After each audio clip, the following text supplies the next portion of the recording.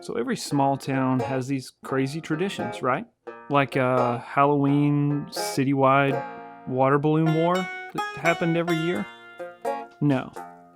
There's only one place where that happened. My hometown, Cordova, Alabama.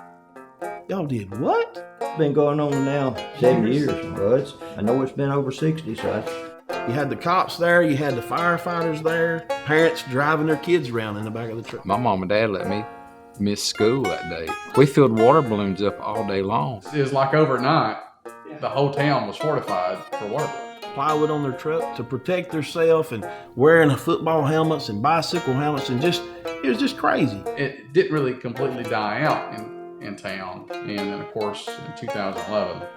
To my knowledge, there ain't been another balloon battle since. The statistical odds of a community that small being hit by 2 violent tornadoes in one day, probably 1 in a million. It was devastating. And then there was controversy. There were a lot of racial type things that were coming out. It's all white people. And the lady said, we're not letting nobody into the church. They tried to cover up the whole simple fact that it happened. Well, segregation is still here in Cordova now. Not only white, black scattered too. That all kind of faded to the story about the FEMA trailers. The town was ready to lynch the mayor. The whole deal blew way out of proportion. And we're all sitting around here going, what are they doing? He became portrayed as a different man than he really was. The tornadoes and controversy, they're no match for the relentless pride of the Blue Devil community. The grass is greener on the other side. I don't think that's the mentality here. People work for each other for months.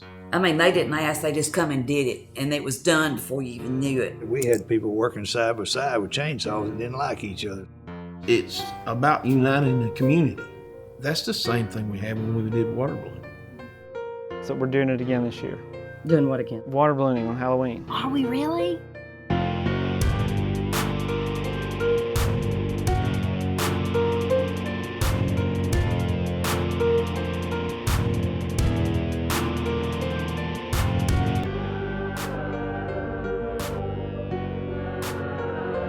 It's just something special being a part of this community.